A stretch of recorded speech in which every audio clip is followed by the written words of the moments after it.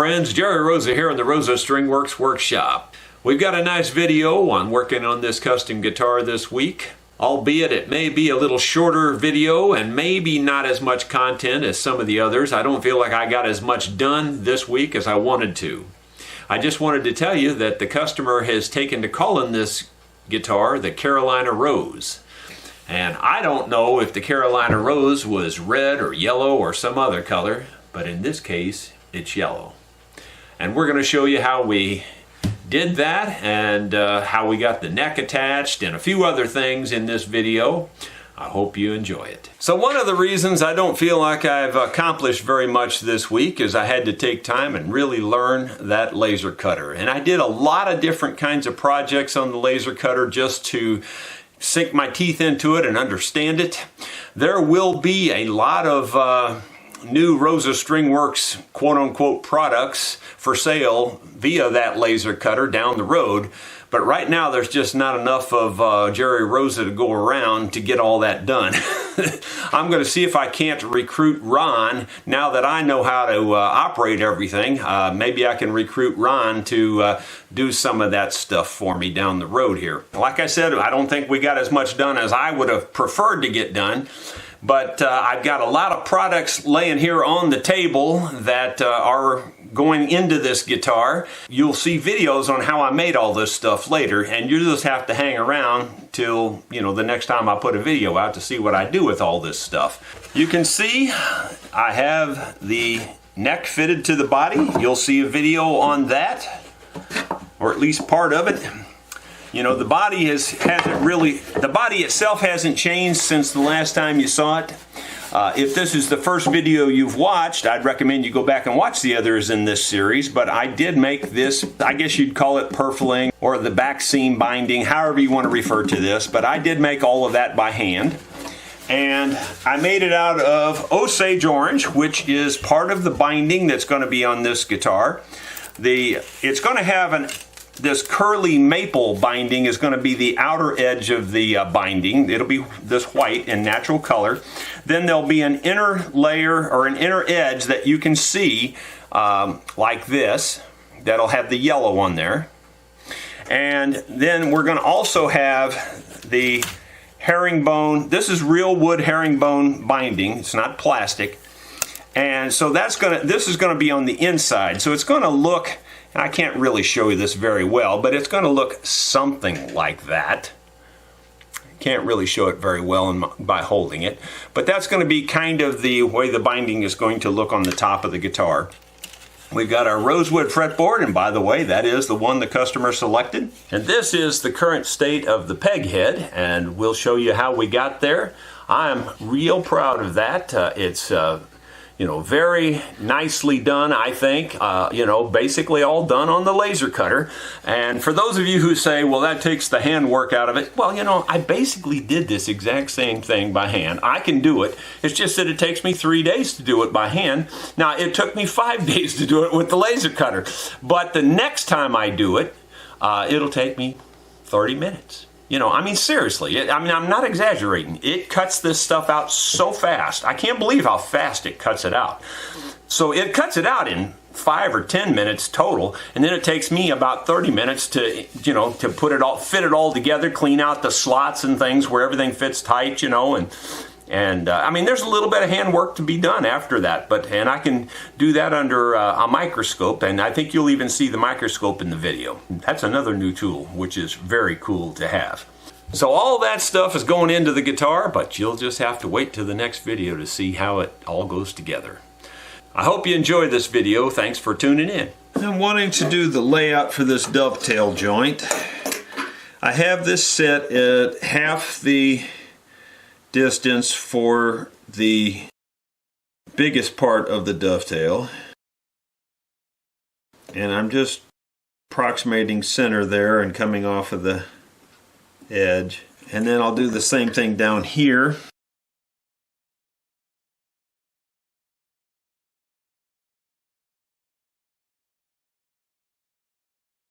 So that gives you an idea of what we have to undercut there with the dovetail, and then of course we cut back to about this depth here So we'll set the dovetail depth to this section right here, and then we'll just cut that whole area.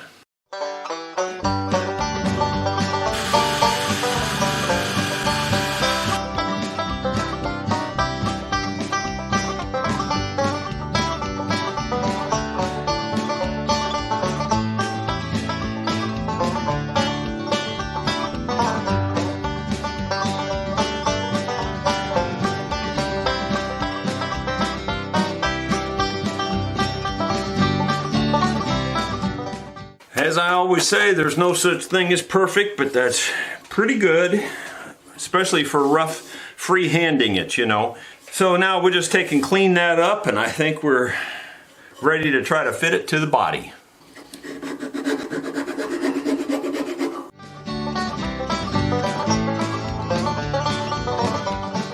Well, I mentioned in the previous video that I screwed up and didn't cut the slot in this, and I should have. I've got the blade set reasonably low, and in fact I'm even going to go a little lower because I can always cut more.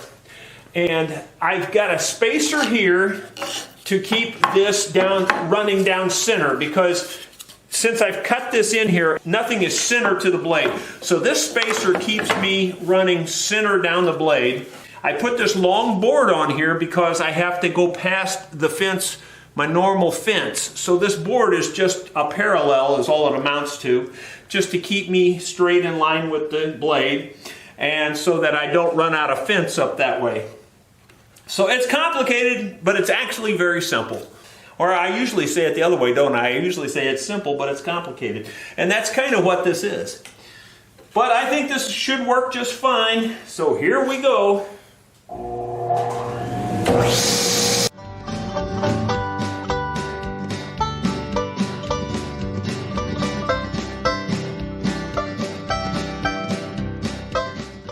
I've done the math, and I'm ready to widen this slot and to deepen the slot, and I've checked everything and cut a test piece, so I think I'm ready to go. And here we go, no time like the present.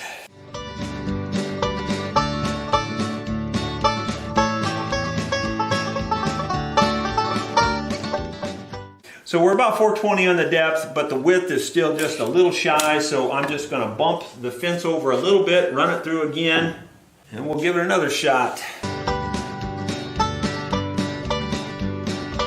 That's a pretty tight fit. It doesn't even rattle. You can see that it's just the right size. It's just about as perfect as we can be. So I'm real happy with that. Now that I got the slot in here, the next thing I got to do is cut the dovetail joint for this neck. It's not that difficult to do, but you got to do some thinking. You know, like, how do I mark it here? So what you're really marking it to, you're not marking it to the widest part, you're marking it to the narrowest part. So we got to measure this internal part here, and that's where these calipers really come in handy on something like this kind of measuring. So I can just take it and put it on here, and I'll know exactly, really to the thousandth of an inch, just what this is. Okay, and so it's telling me it's 1.445. So I'm going to write that down. 1.445. Now that's the wide end. And now I have to come down to the narrow end. The narrow end's a little trickier, and that is because it rounds off. So I'm just going to go up here to where it looks like it's still straight, and that's just a guess. And that comes out to 0.469. So those are my whole numbers. So I need half of each of those off center to get my angle. And that should be all I need to do. So here we go. Now here's a place where you could easily make a big mistake, and that's not to say I'm not making some mistake at the moment, but I'm thinking this through. And that is, you have to know from the distance from the top here down to where you measured. And I'm just approximating that I measured about right there. Then I measured it on here, and then I measured down. And the reason I did that is because across there is where I need to put the angle. So in other words, this 469, I split that in two, so we'll just call that 470. So what is that, 235? So if I take 235 off each side. That should work. That's pretty close. That's 236. Thousandth of an inch. I can live with that. And then I'm measuring inside of that anyway, so I'll be about right. We have to take this 1.445, divide that by 2. Off of the center up at the top, I've got to do 0.7225, and I've got that marked here. And now we just more or less connect the dots again. Now the other tricky part is that I have to kind of just guesstimate where I want to stop the dovetail down here, and it's just kind of a guesstimate, and that's just going to be about right there. Go a little short. I can always go deeper, you know, that's the thing about it, and that ought to be very close. So now I'm going to put this whole thing in a vise. I've already got my router set to depth, and what I'll probably do is I'll probably mark where that depth is, and then I'll back it off because I don't want to try to cut this whole thing at full depth at one cut. So I'll probably come about halfway back up, cut it to about half depth, then move my router down to the full depth and cut this whole slot.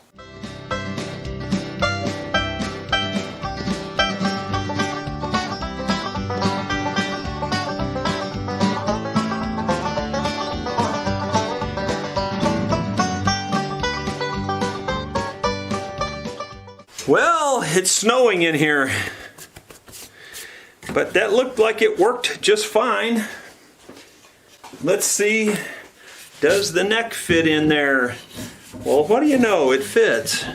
And it's tight, obviously, but it's not, so let a little play in it on the bottom end. So the bottom's a little bigger than the top, but we got a ways to go. We've got about 1/4 inch to go that way. So by the time I get it all straightened out, it should be just about perfect. Okay, to do the test fit up, you know, I put it in here and it's tight up at this end, up at the big end, but down here I can feel a little wiggle woggle. So I know it's touching somewhere and not touching somewhere else. And the way to figure that out, or at least the way I figure it out, is I use carbon paper. A lot of people would use another method, but I'm going to put the carbon paper in where it'll rub on this neck first, and I'll see where it's rubbing on the neck, and then I'll also do it the other way and see where it's rubbing on the body. And I just put it in there and wiggle it like that, and then you can see very clearly where it's rubbing here and it's rubbing here. That's the quick way. And now I'll do it on the other side. Now the other side might be a little tougher because I got to get the paper down in the crack, and it probably doesn't want to go. And yet again, you can see in there where it's got the rubbing on both sides. If I told you this joint was a simple fit, I would be lying, because it hasn't been simple. I'm not going to lie to you. It's been very complicated. You know, you've got all kinds of things you have to watch. You have to watch the angle up and down like this. You have to watch the angle sideways like this. You have to watch the twist like this. So, and you know, this up and down angle is very critical to string height and all that. Right presently, as I cut it, this was up, and I'm exaggerating. It was only up a little bit. Presently, I'd like to see it go down about a full 1/16 of an inch down would be good. It's almost perfectly flat. If anything, it's up just a hair. So I'm still working on all that. And the only way you can do that is by cutting this joint down here differently. And I've been cutting and cutting and cutting and cutting by hand with the chisel and trying to get it exactly right. And it's also, in terms of center line down the neck, it's also just a little tiny bit off. Not very badly off. But let me see, if I go down the center of the neck, you know, I'm pretty close to in line with this back point back here. Matter of fact, I'm right on it right at the moment. So I think we're pretty close center line wise, but I'm not crazy happy about the height here. As far as parallel goes, we're almost perfectly parallel all the way through. If anything, we're probably a hair closer here than we are here, but just a hair. So I'm trying to drop the neck angle down just a little bit more. I'd like to have this be about, a 1/16 of an inch or so above this top when I get this all the way seated in. We've still got about a full, 3/16 of an inch probably to go down. So that's what you're working in. You're working in that angle so that when you get it down to flush, that everything is in alignment. And it's a very slow process sometimes. Sometimes it goes real easy, other times it doesn't. This is one of those it didn't times. It hasn't gone easy so far. But I think we'll get it. You just have to have some patience with it. And you just do the carbon paper a lot. It'll eventually work itself out. So sometimes I go back through and take a rasp and work it like this. And straighten out all the different chisel cuts so that they're all flat. And I'll just keep testing this and testing this and testing. We're going to make the Peghead veneer for the guitar right now. A lot of people are wondering, how am I going to put the Peghead up inside that laser machine? Well, I'm not. I'm just going to use the veneer. And we're going to use Padauk for the Peghead veneer, which will match the back and sides.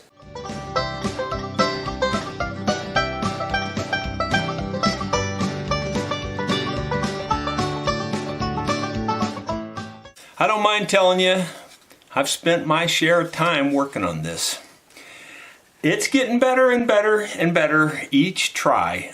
It's countless tries. I couldn't even begin to tell you how many times I've tried. And I've tried on paper, cardboard, different substances just for testing and different things, but just probably close to 100 trial and errors at this point. And, it's kind of, I started out pretty good, but then I was only doing the outline, so it was pretty easy. Now that I'm trying to cut out each individual pedal, well, that creates all kinds of issues in the software. And, and if I knew how to use the software perfectly, no problem. But I don't, and I'm learning, and I'm getting better at it, though.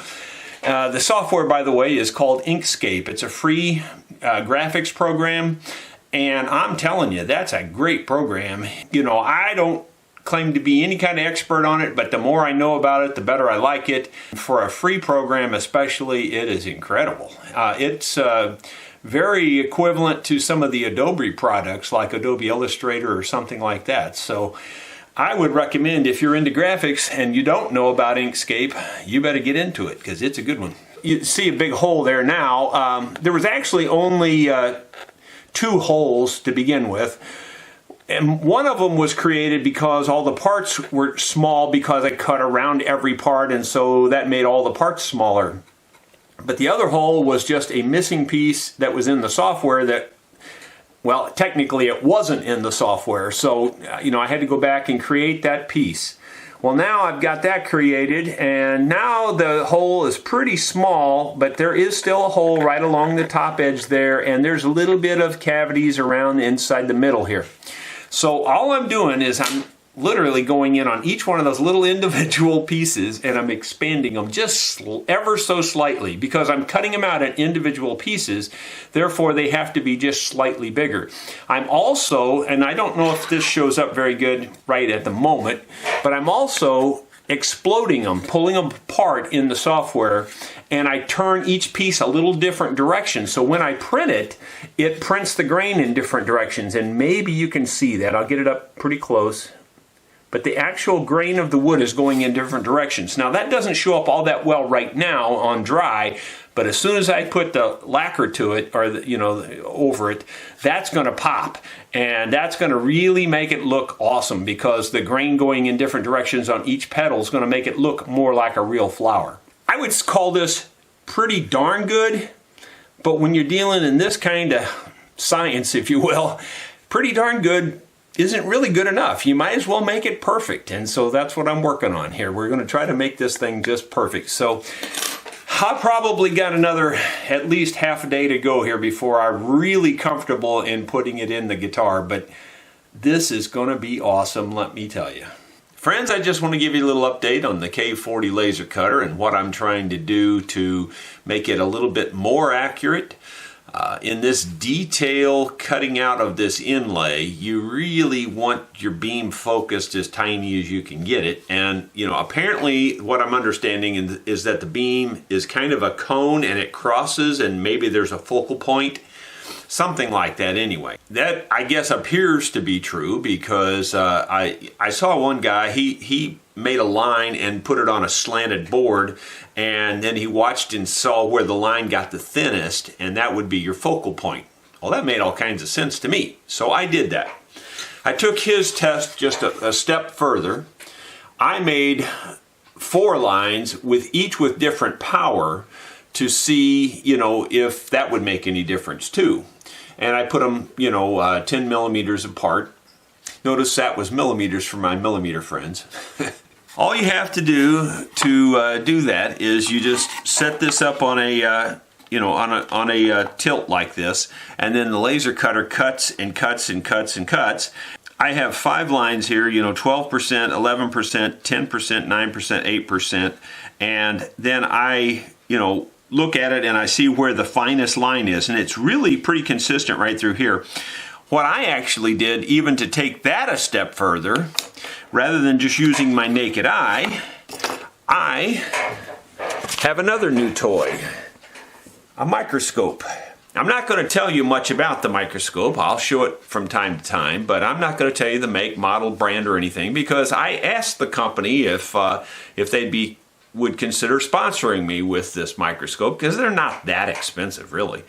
And I got no reply from them whatsoever, so therefore I'm not going to point any sales their direction. But it is a very nice tool. It's nice having that microscope in the shop, because on this very, very tiny detailed inlay, I can get in and really take a close look at it. By doing that under the microscope, I was able to see that, and if you look, there's a very faint pencil line right about there. And that's about where it's almost perfectly straight across. Since I had this sitting on the bed of my laser cutter, and I can just measure down and see about how high that is. And it looks to be 300 thousandths of an inch. About right at 300 thousandths of an inch. For my millimeter friends, that's 7.62 millimeters off the table. What I'm going to do then is try to get the top of my inlay at about that 300 thousandths of an inch above the table, so that when I'm cutting it, the very top of the inlay is the finest line, if you will. I think that may help on making my inlay more precise. Well, I'm cutting the Peghead inlay. This is what you call the raster. We're cutting out the cavity so that the inlay can fit down in there. That's a piece of Paduke. And I'm just going by the settings I had used on some other woods. This doesn't look like it's cutting quite as deep, unfortunately, but I think it should be okay. There's a lot of oil coming out of that wood. You can see it piled up around the edges. Try to zoom in and see if you can see that.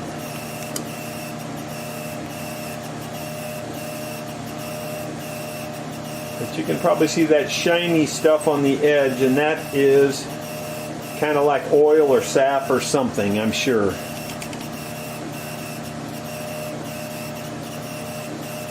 Don't know if you can see them, but those little tiny pieces there all have to go in here into this area here. I am under the microscope. I'm looking down through the microscope, and I'm cleaning out these little detaily areas. And that's so that the inlay will fit down in there really well. The laser does a great job, don't get me wrong, but it leaves a little bit of a residue because of the sap, I guess, and stuff. There's like a little bit of charring, and so I'm going in and cleaning a lot of that out, and which also helps to deepen the hole just a little bit. Got the inlay cut pretty darn thin, but I don't want to go any thinner, so I want it to go down in here as much as possible.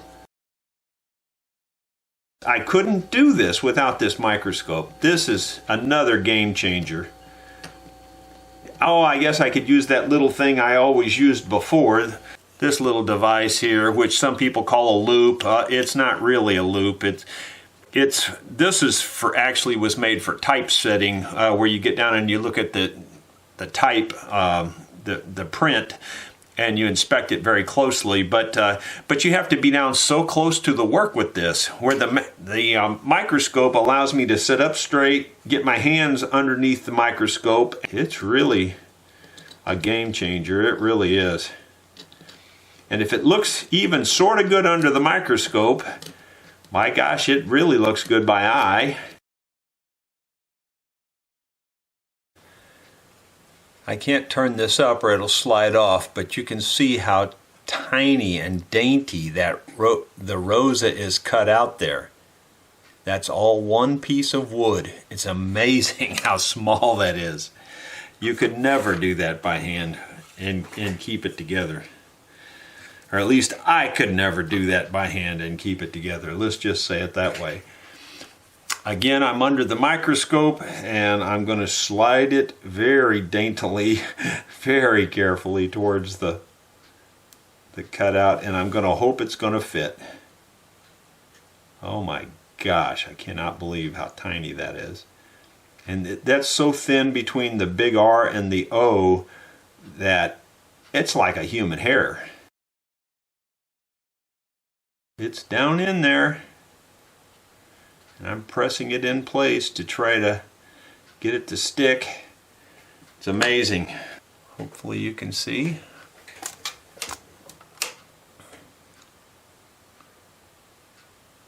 So now we will glue it in place, and we will just use some CA glue to go down in there and get around it.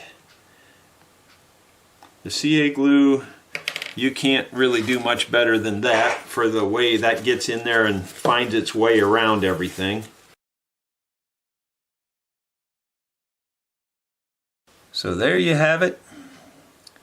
It's pretty darn fine detailed. Pretty happy with that. Now it's all sticking up just a couple thousandths proud of the surface. So I'm going to run it through my thickness sander very lightly, and I'm hoping all the detail will stay because I did route the detail in there deep enough, I think, that I can sand this part off and the detail should stay. Okay, we're going to run this through the thickness sander, and this is standing up proud, you know, I'm going to say 10 thousandths proud roughly, which should be about roughly a 1/4 millimeter high, or, you know, somewhere in that neighborhood. It might even be more. But we're going to run it through here, and I may not even touch this first pass. I'm going to sneak up on it because I don't want to hit this hard. I don't want to break anything at this point. So we're going to take it very slow.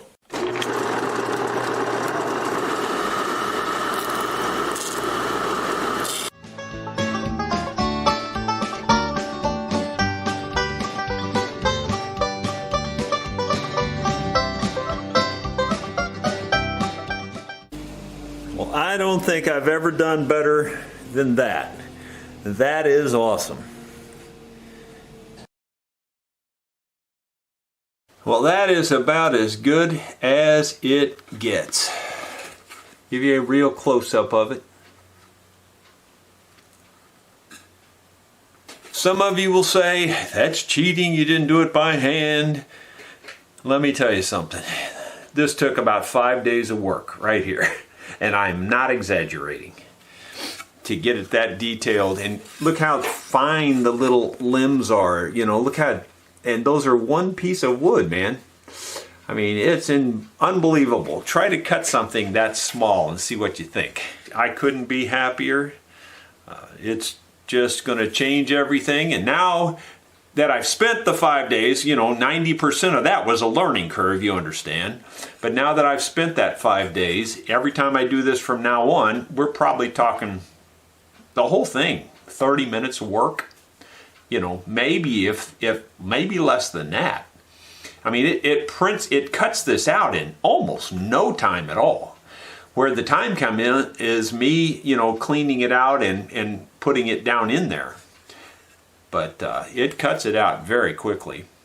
And as I learn more about it, I may not have to do so much cleaning and, you know, prep work too. I just have to decide, do I want to leave it natural color, the white, because that's white up there, or do I want to put a little green dye on that where the white is here?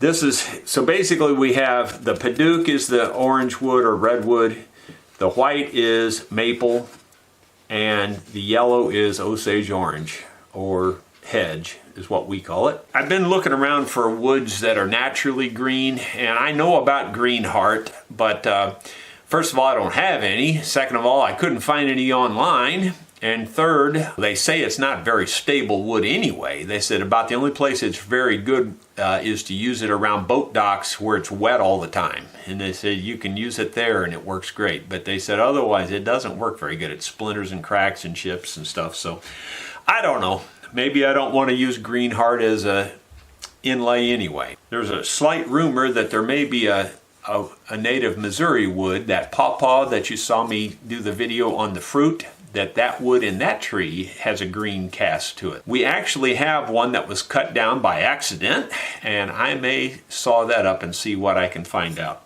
Well, I hope you like that. I just am in love with it. Well, there's kind of a mock-up look at it there. You can see the dark rosewood fretboard, the Peghead overlay, the inlay.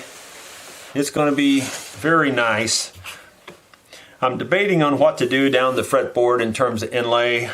Typically I do the abalone dots, or abalone dots. I don't know, abalone is sometimes the way I say it, but I think it's called abalone. I typically do the abalone dots down through here, but I might be tempted to try something like individual roses down through here. I don't really know. We may kick that around, but I just can't spend a whole lot more time because I've spent like 5 days just getting this far. Although everything's getting a little easier now, so maybe I could do something on the fretboard, I don't know. The new laser cutter is proving valuable in a lot of different ways. I just made this, and you think, well, what is that? Well, it's an alignment tool, basically.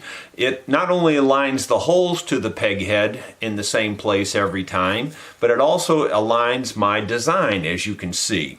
So I can hold this up now, lay this over the top of it, line everything up, draw where the holes are, draw where the sides of the peg head are, and then I should be able to, you know, get a center line on this, line it up with the center line, because this has a center line as well, and just line everything up. You know, it just makes it a lot easier.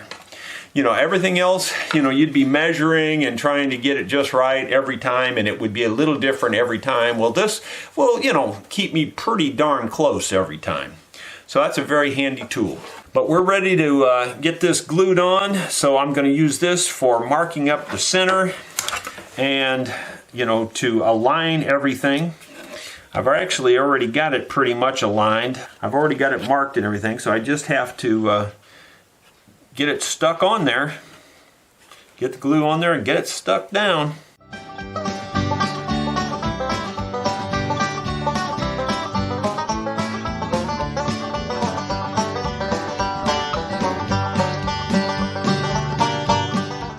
It takes me a while to get them lined up. Again, I don't use the salt trick. I know about that, but I just don't like to deteriorate the glue. I know that other people have said that it doesn't hurt anything, but that's just not my preference. So you do have to take a little extra care when you're trying to line it up without some way to hold it still to make sure it doesn't move. But it's getting there. It just takes me a little longer. To the best of my ability, that is lined up just about perfect. We're going to give that overnight to set up, and we should be good to go. We're going to trim off the excess now and see what it looks like.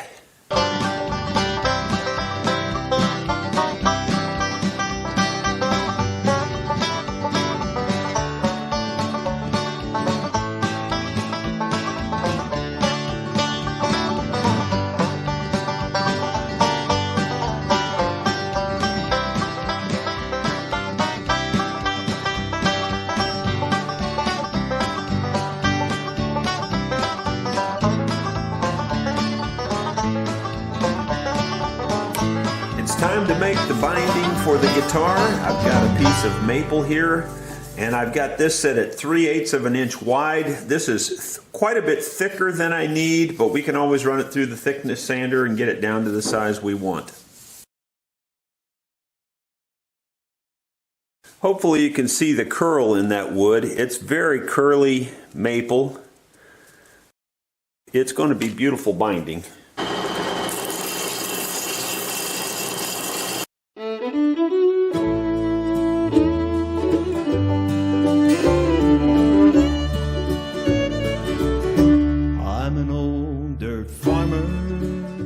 Hopefully you can see this little board I have in here, and it has a little trough in it, and that's to help keep this binding up straight. It's not perfectly tight, but it helps. And so I'm going to slide one edge of this binding through here to get it all sized and flat, and so that when I put it in the slot, this bottom edge, this will be the bottom edge, it'll be good and straight and square and all that. At least that's the theory. Let's see if it works. I scrape a living from the soul, like my father before me. I labor and toil. Well, that was definitely worth the effort. That made it real flat and smooth and straight on that bottom edge. So when it goes in the slot, then it'll be perfect. The top edge will get planed down to the surface anyway, so we don't have to worry about the other edge. The hedge, was sawn right here on the farm, and you can see this still has the bark on it. This piece is busted in places, but I can get some small yellow binding out of this. But the first thing I have to do is saw a straight line. So I'm just going to saw that straight line by eye, by hand, because there's no reference point to really saw against. And then we'll clean that up if we need to on the sander, or even the joiner if we need to. But my father said, son, I believe that'll do. This is going to make some nice stuff.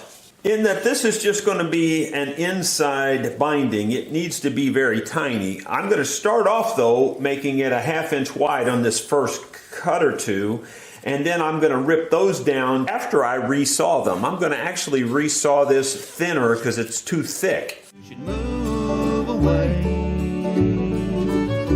He said, farm life is dying. Son, please don't stay. I moved to the city and I tried to fit in. I thought of my father and how the crops would get in. I could hear him. This binding is going to be much thinner. It's going to be down probably in the 25,000 inch range. So I could sand it right down to the table, but it's just easier to and gives you a little more clearance and room to leave a little scrap board in there. And that's how I'm going to approach it.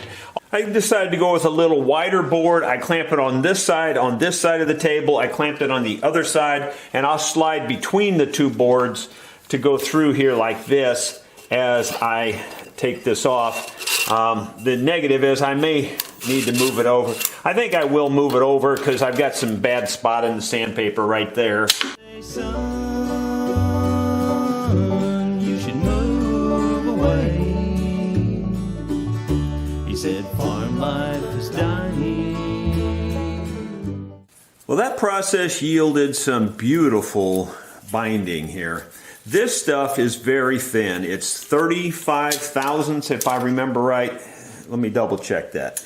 I believe it's 35 thousandths thick. Yeah, right on the money, as a matter of fact. If you look there, perhaps you can see it. And it's all very consistent. So now, believe it or not, I'm going to saw each one of these pieces. There's 8, I think there's 8 of these pieces. Beautiful stuff. And they're really thin. 35 thousandths, if you don't know, is very thin. Very fragile. So I put a zero clearance board in here. I ran it through the saw so that, there's the saw won't pull this little thin stuff down through the hole this way. This doesn't need to be very wide because all you're going to see is the top edge of it. Just so the smaller you can make it almost, the better. I'm going to try to saw these into pieces that are about 100 and about 1/8 of an inch strip. These are a 1/2 inch wide, so I should be able to get 3 of these out of here with the saw curve, I hope. Here we go. Son, please don't stay. That worked fine, except I got an unexpected result. I got all of this fuzz off of here. That's a problem for pushing it through the second time. So I'm going to have to actually take a knife or something, a razor blade, and clean that fuzz off before I run each piece through again. I'm not going to show that whole process because it's just going to be time consuming. But it does turn out very nice, thin little pieces of binding, and that's what we need. So it's going to be perfect. I've cleaned the fuzzies off of all these pieces. I ended up with over 30 pieces. I actually got 4 strips out of each of those 1/2 inch pieces. A number of them you can see have broken and are much shorter, and that's because there's little tiny bird's eye knots on these, and they break at the knot. And it's just part of it, It's not that big a deal because this stuff is so small and so thin, you can butt up the joints end to end in these little tiny places you put it, and you never see the joints anyway, so it's really not a big deal as long as you've got a bunch of it. And as you can see, I have a bunch of it, so I got a whole bunch of it here so that it'll be ready to use down the road. I'm trying to knock the worst of the fuzzies off of it. It's not, I'm not getting every little tiny piece, and nor do I really need to, I don't think, but I'm knocking off the worst of it. And I'm just taking a single edge razor blade, just very lightly scraping it back and forth.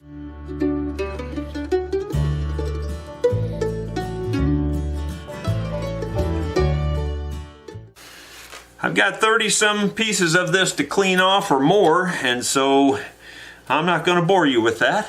Well, as I mentioned at the beginning of the video, you'll just have to stay tuned for the next episode to see how all this stuff goes together. Thank you so much for watching. Click that subscribe button if you haven't done that already, and don't forget to ring the bell so that you'll get the email whenever I put out a new video. Thank you so much for watching.